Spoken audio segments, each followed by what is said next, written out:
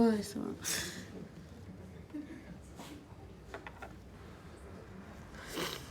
Et toi, qu'est-ce que tu fais par videur de train?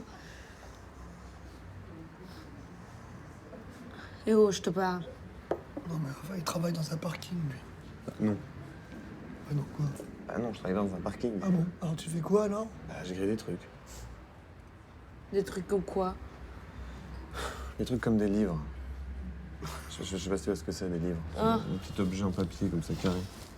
C'est drôle, hein? T'as pas une tête à faire ça? J'ai une tête à faire quoi, alors? Non, pas toi, lui. Donc vas-y, alors j'ai une tête à faire quoi? Je sais pas écrivain en tout cas. Ouais. Et sinon, tout ça va de devoir demander la permission à tes parents comme ça? C'est pas gênant? Enfin, à ton âge, ça te dérange pas? Tu veux bien laisser mes parents tranquilles? C'est juste eux qui devraient te laisser tranquille, tu vois. Parce que je sais pas s'ils se rendent compte, mais ta vie, c'est vendre des sandwichs dans une gare et puis tu vas rentrer à la maison avant 9h, donc bon. Vas-y, continue ta phrase. Rien, qu'est-ce qu'il y a? C'est parce qu'elle fait pas rêver, ta vie, c'est tout. Je t'ai demandé de rêver, moi. Non, je peux pas m'en empêcher. Moi, je t'emmerde. Non, bah ça, c'est élégant, ça. Excusez-moi, je reviens. Pardon.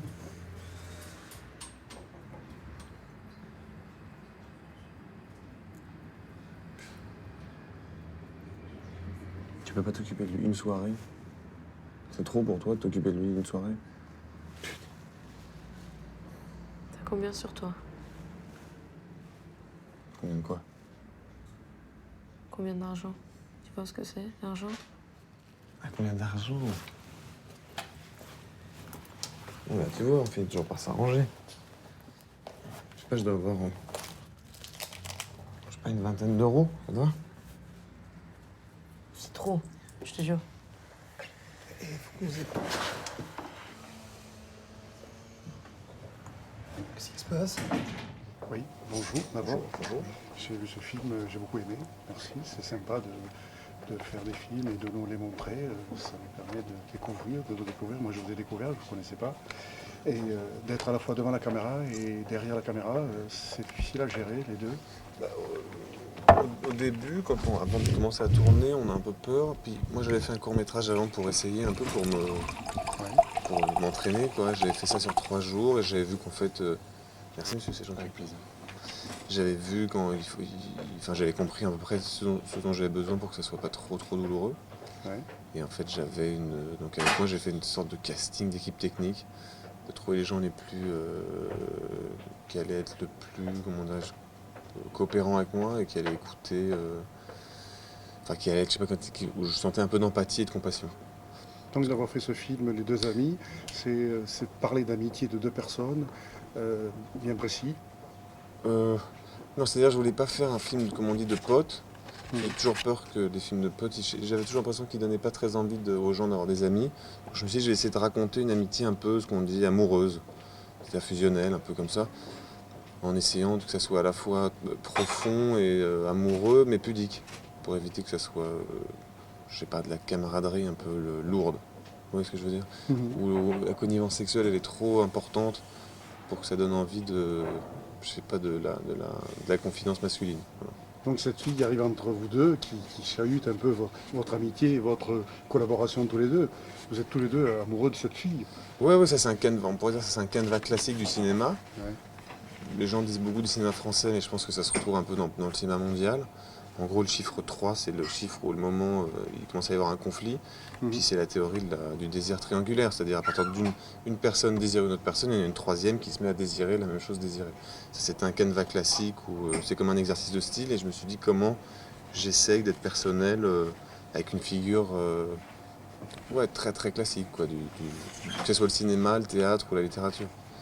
Et Pourquoi vous avez voulu faire ce film et Les Deux Amis? Qu'est-ce qui vous a amené à faire ce film? En fait, je suis parti parce que moi j'ai joué j'ai fait une école de théâtre et j'ai joué pendant très longtemps une scène d'une pièce des Caprices de Marianne de Musset. Et en fait, je suis parti de l'argument de départ. Il n'y a jamais vraiment... Moi, après, j'ai fait vraiment le film pour les deux acteurs avec qui je joue, qui sont Vincent Macken, qui est quelqu'un que je connais depuis le conservatoire de théâtre, et pour l'actrice, qui s'appelle Golshifteh Farahani, que j'avais vu jouer et qui m'intéressait beaucoup. Puis après, petit à petit, c'est comme une histoire c'est comme une improvisation d'écrire un film aussi. On part d'une petite chose et puis petit à petit, C'est comme de fabriquer une espèce de, je sais pas comment c'est, quoi, c'est un objet qui commence par un pied, puis après il y a un deuxième pied, troisième, puis après il y a une table, après il y a la table qu'on a fabriquée qui se retrouve être comme ça, mais il n'y a pas... Après l'idée c'était d'arriver à faire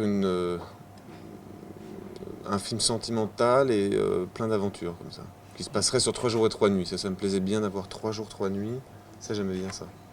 Ouais, tout le temps, ça. On s'arrête jamais trop. Jamais. Ça c'était voulu, volonté, ça c'est voulu depuis le début du scénario. Elle joue super bien, l'actrice en plus. Elle est forte. Ouais. Elle est formidable. Ouais, elle est fantastique, Elle a ouais, génial. un charisme extraordinaire. Ah ouais, génial, elle est super. Ouais, moi, je l'ai trouvé super. Enfin, les trois, hein, vous avez tous. Non, les c'est trois. gentil. Non, mais vous inquiétez pas, vous avez le droit même de préférer un des personnages. Tant mieux. On a le droit de s'identifier à un personnage ou plus qu'à un autre, ça c'est sûr. Non, Elle avait joué dans. En fait, elle est une star en Iran. Elle a joué dans plein de films en Iran. Elle est comme Sophie Marceau en Iran.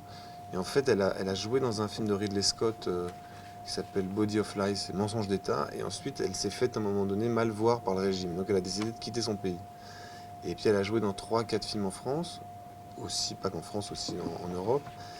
Mais à un moment donné, elle jouait toujours un peu, elle incarnait toujours la femme musulmane. Oui. Il y avait un côté où l'islam, c'était un peu sur ses épaules tout le temps, donc elle avait un côté un peu triste. Je lui ai dit, écoute, libère-toi de ça, on fait pas du tout référence à tes origines dans le film, et vas-y, joue-moi une fille complètement urbaine. Mais